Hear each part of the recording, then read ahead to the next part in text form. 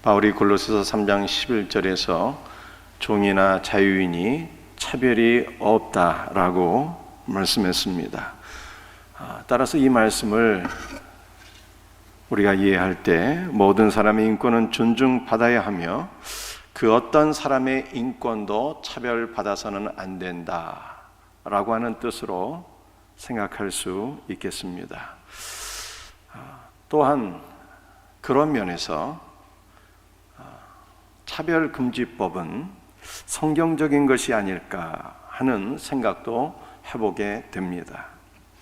물론 모든 사람들의 인권은 동등하며 그 어떠한 차별도 있어서는 안 됩니다.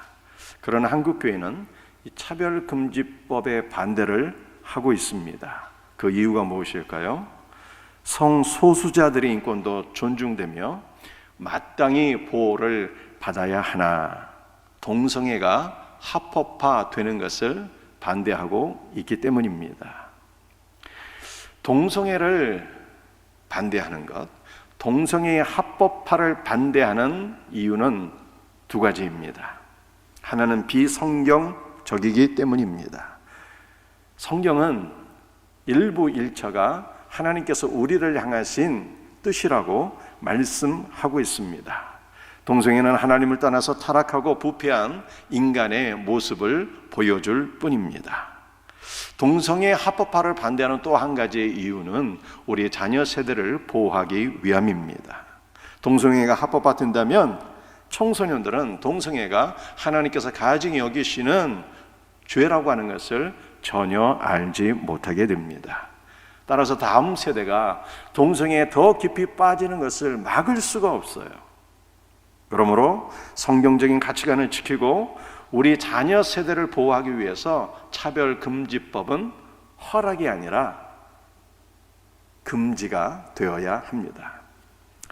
그런데 오늘 우리가 함께 읽은 골로새서 3장 11절에는 이 차별이라고 하는 단어가 전혀 없어요. 그러므로 오늘 본문은 이 차별에 관한 말씀이 아닌 것입니다. 골로새서 3장 1절은 무엇을 우리에게 교훈하고 있는 것일까요? 정확한 의미를 살펴보기 위해서 여러분들이 영어 성경도 제가 한번 기록해 놓았는데 참조하시면 도움이 되겠습니다. 골로새서 3장 11절 말씀을 제가 원본의 의미를 간단하게 설명드립니다. 거기는 어디를 가리키는 것일까요? 성경은 옛 창조와 새 창조를 구분해서 말씀하고 있습니다. 옛 창조라고 하는 것은 하나님께서 눈에 보이는 자연 만물과 우리를 창조하신 거예요. 우리의 영혼과 육신을 창조하신 것을 옛 창조라고 합니다. 반면에 새 창조도 말씀하고 있는데요, 새 창조는 그리스도 예수 안에서 우리가 그와 함께 죽고 그와 함께 다시 살아나서 새 사람이 된 것을 가리키고 있습니다. 새 창조 안에서는 이런 뜻이에요. 여러분 영어 성경을 보면 이렇게 말씀하고 있죠. 헬라인도 없고 유대인도 없고 할례 받은 사람도 없고 할례 받지 않은 사람도 없고 야만인도 없고 스고디아인도 없고 노예도 없고 자유인도 없다. 그러나 그리스도는 만유시고 만유 안에 거하신다 라고 말씀하고 있어요. 차별이라고 하는 단어가 없습니다. 그렇다면 오늘 본문은 우리에게 무엇을 교훈하고 있는 것입니까? 오늘 본문 말씀을 통해서 우리 두 가지를 함께 살펴보며 은혜를 받고자 합니다. 첫 번째는 그리스도는 만유 안에 거하십니다. 오늘 본문 말씀은 골로새서 3장 11절을 다시 한번 같이 읽습니다. 거기에는 헬라인이나 유대인이나 할레파나 스구디아인이나 종이나 자유인이 차별이 있을 수 없느니라. 오직 그리스도는 만유시요 만유 안에 계시니라. 바울 당시 로마가 군사 정치적으로는 전 세계를 지배했지만 문화적으로는 헬라 문화가 대세였습니다. 따라서 헬라인들은 자신들의 문화에 대해서 자부심이 매우 컸습니다. 일단 헬라어를 못하면 사람 대접받기가 어려웠습니다. 마치 미국 안에 살면서 영어를 못하면 무시를 당하는 것과 마찬가지입니다. 반면에 유대인들은 아브라함의 후손이요 할례를 받은 선민이라는 자부심 속에서 할례 받지 않은 이방인들을 무시하며 살았습니다. 그런데 바울은 새 창조 안에서는, 그리스도 예수 안에서 거듭난 성도들에게는 더 이상 헬라인도 없고 유대인도 없다고 말씀한 것입니다. 이것은 그리스도 안에서는 민족적인 혈통이 더 이상 중요하지 않다는 뜻입니다. 야만인과 스구디아인들은 그야말로 야만인들이었습니다. 스구디아인은 러시아 땅에 살고 있던 사람들로서 당시 최하층의 야만족이었습니다. 그들은 음화초 속에 살면서 인간을 잡아서 신에게 제사를 드렸습니다. 우리가 소가죽, 말가죽을 사용하듯이 그들은 적들을 상포하게 되면 죽어서 그 사람의 가죽을 벗겨서 사람의 가죽을 사용하던 자들이었어요. 식인의 관습도 있어서 사람을 죽이면 피를 빨아먹고 살았습니다. 그러나 새 창조 안에서는 더 이상 야만인도 스구디아인도 존재하지 않는다는 것입니다. 과거 조선시대에 반상제도가 있었던 것처럼 초대교회 당시에는 노예제도가 있었습니다. 양반과 종의 신분적 차이가 컸던 것처럼 초대교회 당시에는 자유인과 종의 신분적인 차이도 매우 컸습니다. 그러나 바울은 새 창조 안에서는 더 이상 종도 존재하지 아니하고 자유인도 존재하지 않는다라고 말씀했어요. 왜 그렇습니까? 오직 그리스도는 만유 안에 거하시기 때문입니다. 만유는 everything, 모든 것, 모든 사람을 가리키는 거예요. 그리스도께서 모든 사람 안에 거하신다는 거예요. 헬라인 안에도 그리스도께서 거하시며 유대인 안에도 거하시고 종이나 자유인이나 스구디아인이나 야만인 가운데서도 예수 그리스도는 그를 믿는 모든 사람들 가운데 거하시기 때문에 그리스도 예수 안에서 모든 사람은 한 가족이요, 한 형제요, 한 몸이라는 것입니다. 그러므로 더 이상 인종이나 민족적인 혈통이 중요하지 않다는 뜻이에요. 예창조 안에서는 민족이 중요하고 바울처럼 순수한 유대인 혈통으로 태어나고 또는 태어나면서 로마의 시민권자로 태어나는 것이 자부심이 될 수가 있고 자랑거리가 될 수가 있습니다.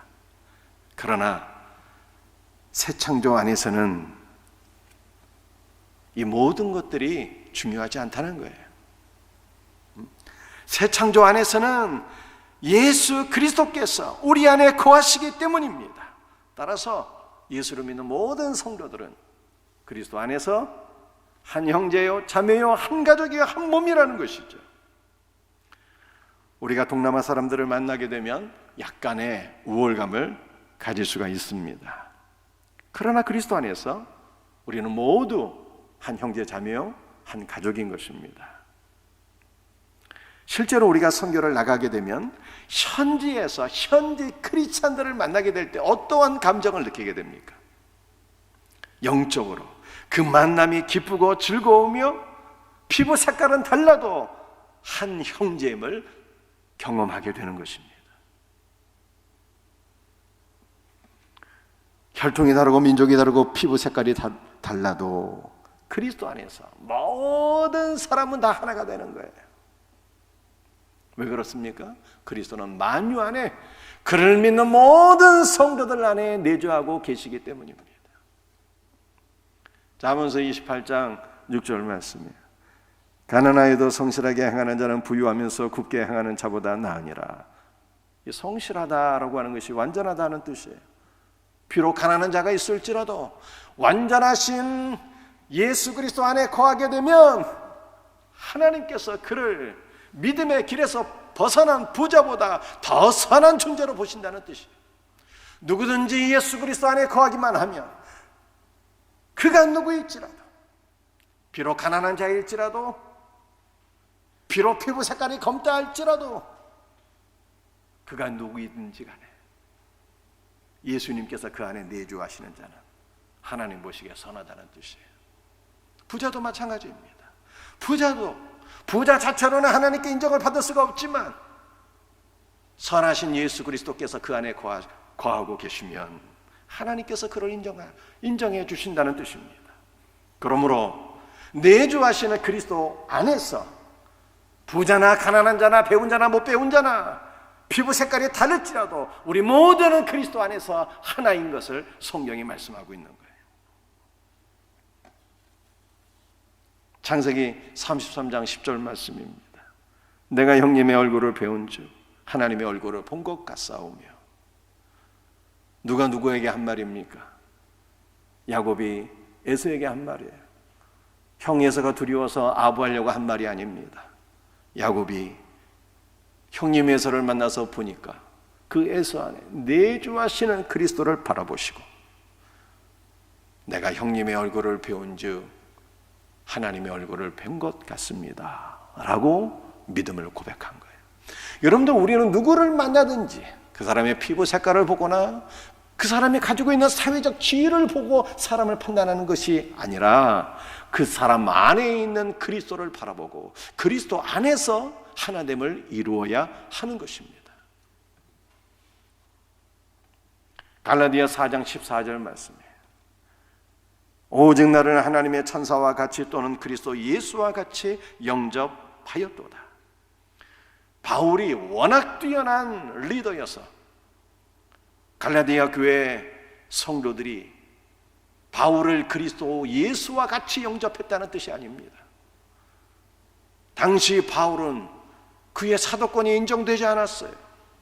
따라서 많은 사람들에게 의해서 바울은 배척을 당했습니다. 그러나 갈라디아 지방에 있는 교회들이 바울을 볼 때 바울 안에 내주하고 계신 그리스도를 보았어요. 그래서 바울을 그리스도 예수와 같이 영접하였다라고 말씀한 것입니다. 그리스도는 모든 성도들 안에 내주하십니다. 그러므로 우리 모두는 그리스도 안에서 하나인 거예요. 경상도 전라도가 따로 없습니다. 빈부 귀천이 따로 없습니다. 남녀노소가 따로 없습니다. 사회적 신분이 따로 없습니다. 우리 모두는 그리스도 예수 안에서 하나입니다. 왜냐고요? 모든 믿는 자들 안에 그리스도께서 내주하고 계시기 때문입니다. 모든 성도는 주 안에서 존귀합니다. 그리스도 예수께서 내주하고 계시기 때문입니다. 그리스도 안에서 공동체의 하나됨을 견고하게 지키고 서로를 사랑하고 존중히 여기며 한 몸됨을 이뤄나갈 수 있는 복된 성도들이 되시기를 주 예수의 이름으로 축복합니다.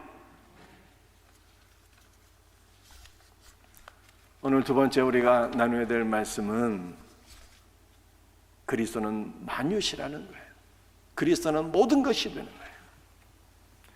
골로새서 3장 11절 말씀을 다시 한번 더 같이 읽습니다. 거기에는 헬라인이나 유대인이나 할레파나 수구디아인이나 종이나 자유인이 차별이 있을 수 없느니라. 오직 그리스도는 만유시요 만유 안에 계시니라. 하나님과 우리와의 관계에서 그리스도는 만유가 됐어요.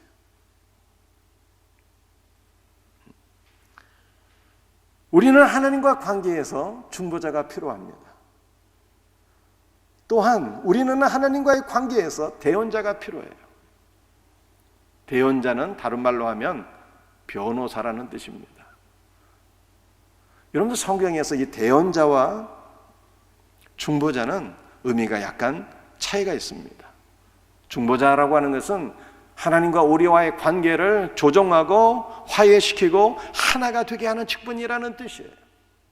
대언자라고 하는 것은 변호인이라는 뜻인데, 변호인은 오직 피고만을 위해서 대언하는 사람이잖아요. 예수 그리스도는 우리를 대표하고 대신해서 오직 우리만을 위해서 하나님께 간구하시는 분이에요.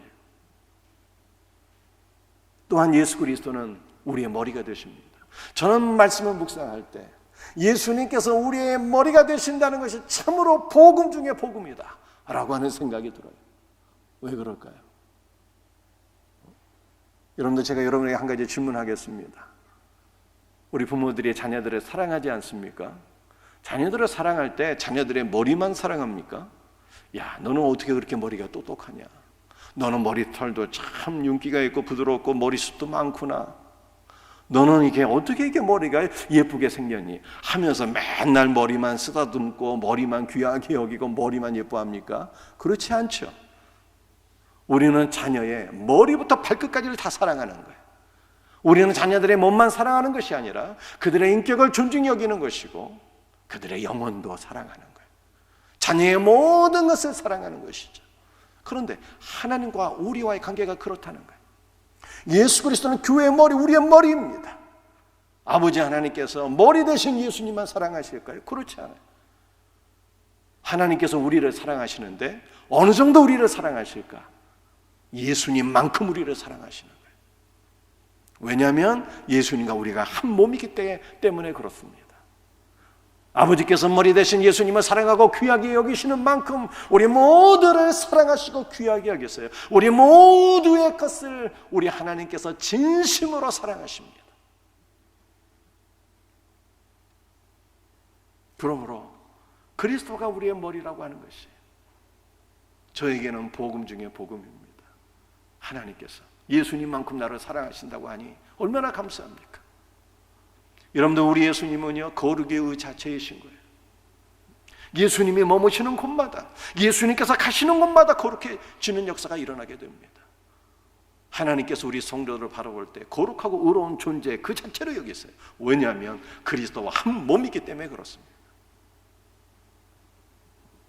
여러분들, 하나님과 우리와의 관계에서 그리스도는요 모든 것이 되시고 중보자도 되시고 대언자도 되시고 우리의 머리도 되시고 모든 것이 되시는 거예요.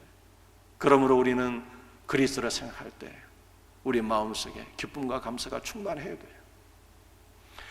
그리스도는 세상과 우리와의 관계에서 만유가 되십니다.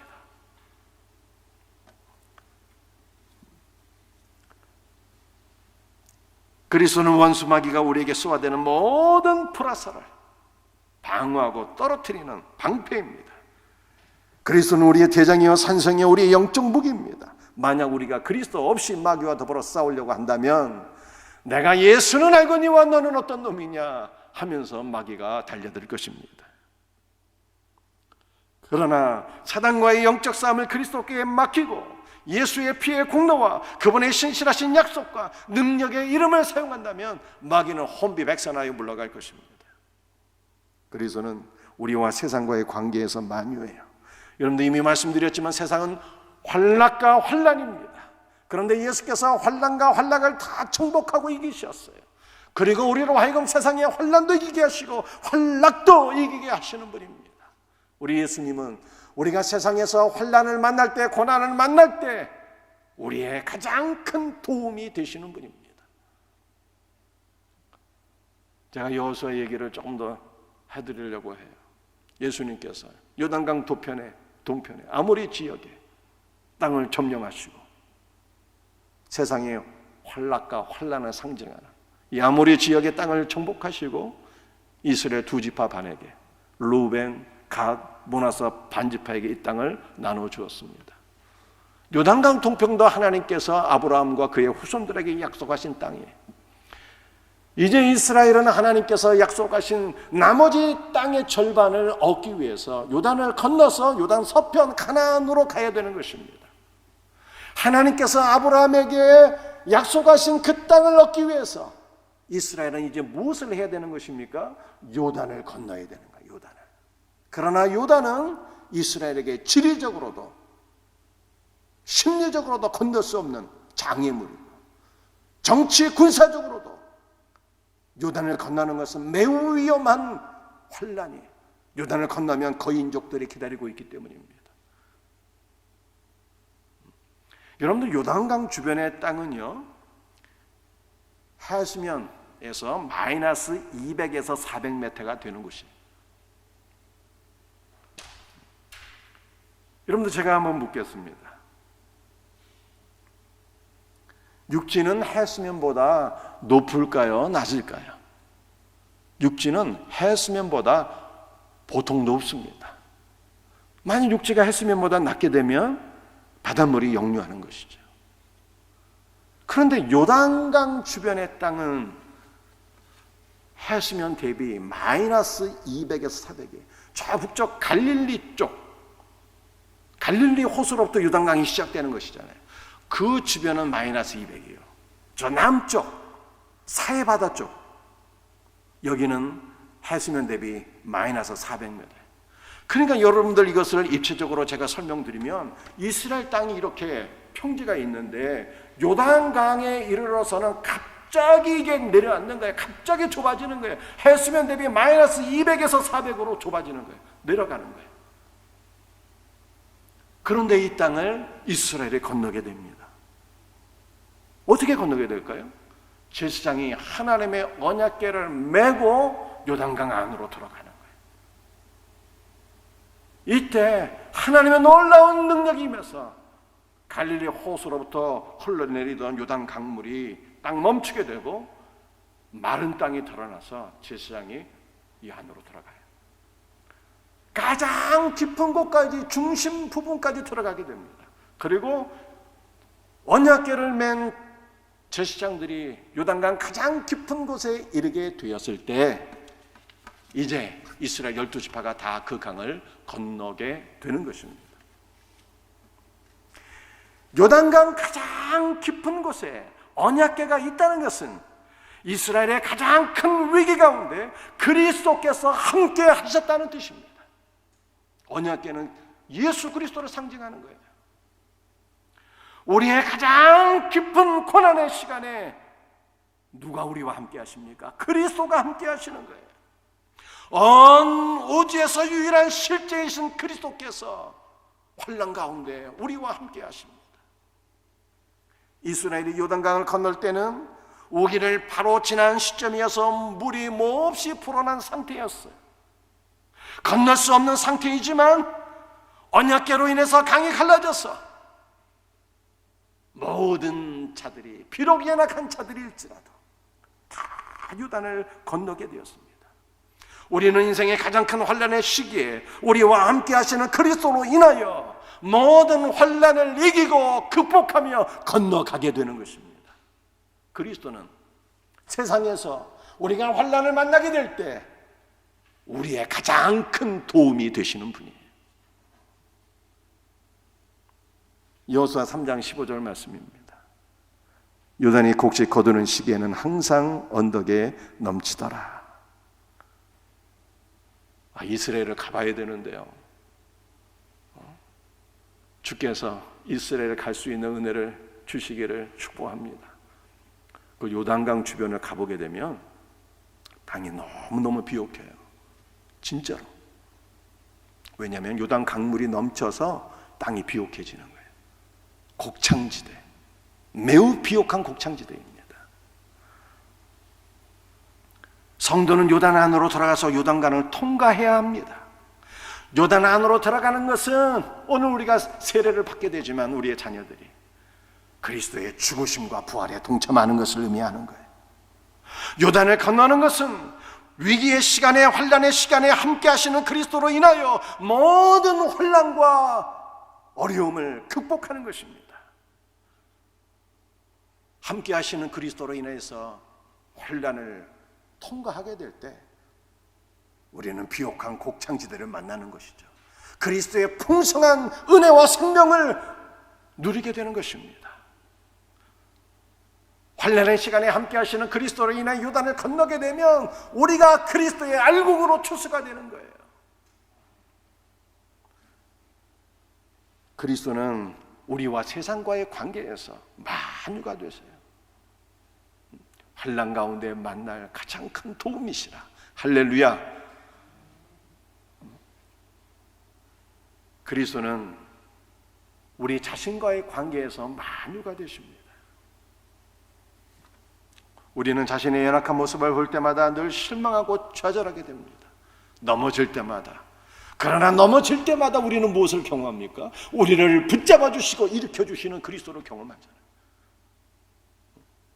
우리가 유혹에 빠져서 죄를 질 때마다, 더러워질 때마다 우리는 물과 피로써 우리를 씻어주시고 정결하게 하시고 거룩하게 하시는 그리스도를 경험하게 됩니다.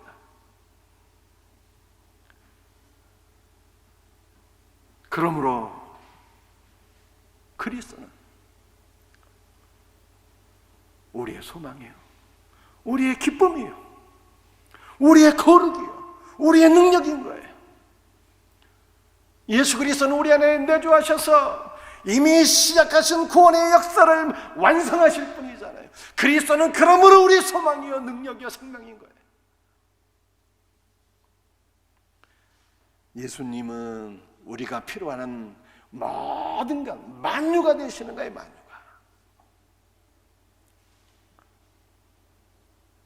먼 곳을 여행하면서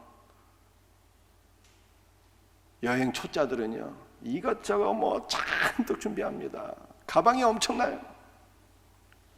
그러나 여행 고수일수록 여러분들 짐이 가벼워지는 것이죠. 여행할 때는 진짜 뭐만 있으면 됩니까? 카드 한 장만 있어도 사실은 모든 문제가 다 해결돼요. 필요한 것은 그때그때 카드로 다 구입하면 되는데 잔뜩 싸가지고 다니면서 그 고생할 필요 없거든요. 여러분도 우리의 인생길이 그런 거예요. 우리 인생길에 뭐만 있으면 될까요? 그리스도는 우리의 삶에 필요한 만유시라 그리스도만 있으면 되는 거예요. 그리스도는 우리가 마셔야 될 생수요, 그리스도는 우리가 먹어야 될 생명의 떡이요, 그리스도는 우리가 입어야 될 거룩한 옷이요, 그리스도는 환난의 시간에 우리가 만나야 될 우리의 큰 도움이시요, 피난처시요, 그리스도는 우리가 날마다 거해야 될 우리의 집이시요, 그리스도는 우리가 연약할 때마다 경험해야 될 만병의 대유사시요. 뭐가 더 필요합니까? 여러분들 우리가 2주간 특별 새벽 기도를 했습니다. 무엇을 기도하셨나요? 저에게도 많은 기도의 제목이 있습니다. 그러나 저에게 최고의 기도 제목은, 언제나 우선되는 기도의 제목은 그리스도 안에 거하는 거예요. 오직 그리스도로 충만해지는 것입니다. 그리스도께서 나와 함께 하시는 삶, 그리스도와 하나가 되는 삶, 이것이 가장 사모가 되는 거예요.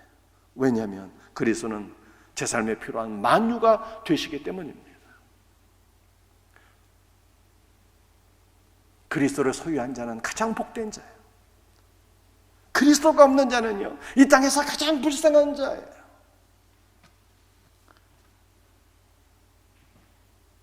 마지막 성경 구절입니다. 계시록 2장 9절. 내가 내 환난과 궁핍을 알거니와 실상은 내가 부유한 자니라 라고 말씀합니다. 누가 누구에게 하신 말씀일까요? 예수님께서 소아시아 일각교회 가운데 하나인 서머나 교회에게 하신 말씀이에요. 서머나 교회 성도들은 가난했습니다. 궁핍했습니다. 환난과 역경 가운데 있었습니다. 그러나 예수께서 그들을 향하여 하시는 말씀이, 야 서머나 교회 성도들아, 실상은 내가 가장 부유한 자이구나 라고 말씀하셨어요. 왜 그렇습니까? 만유이신 그리스도께서 그들 안에 내주하고 계시기 때문입니다.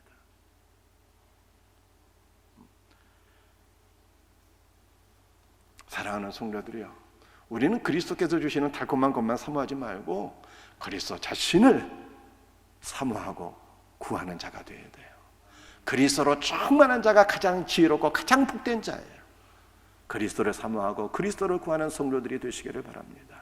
말씀을 마치도록 하겠습니다. 그리스도는 만유 안에 거하세요. 모든 사람 안에 내주하고 계십니다. 그를 믿는 모든 성도 안에 예수님 계세요. 그러므로 우리는 그리스도 예수 안에서 하나인 거예요. 지역을 떠나서, 신분을 떠나서, 빈부격차를 떠나서 그리스도 예수 안에서 하나인 거예요. 우리가 예수 그리스도 안에서 하나됨을 견고히 누리는 복된 교회가 될 수 있기를 주님의 이름으로 축복합니다. 그리스도 예수는 하나님과 우리와 관계에서 만유해. 특별히 저는 그리스도가 저의 머리가 되신다는 것이 얼마나 감사한 일인지 몰라요. 아버지 하나님께서 예수님만큼 저를 사랑하신다는 뜻이니까 얼마나 감사해요. 그리스도는 세상과 나와의 관계에서 만유해요. 세상에서 환난을 만날 때 특히 예수님은 환난 중에 만날 우리의 가장 큰 도움이세요. 그리스도는 나 자신과의 관계에서 만유해요. 우리의 삶에 필요한 모든 것 주님께로부터 오는 거예요.